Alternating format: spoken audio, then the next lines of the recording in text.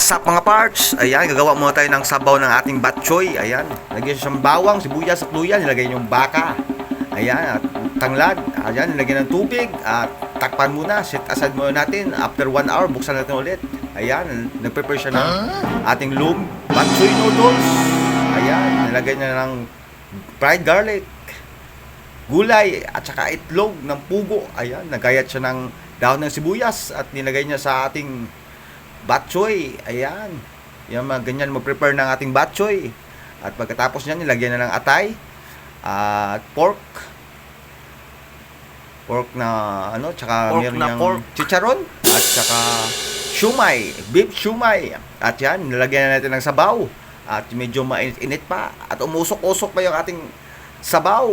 Ayan. Baka po yung sabaw natin yan. Ayan, yan yung po yung nagpapasarap ng ating batchoy. Ayan, ready to serve na yung batchoy. Thank you.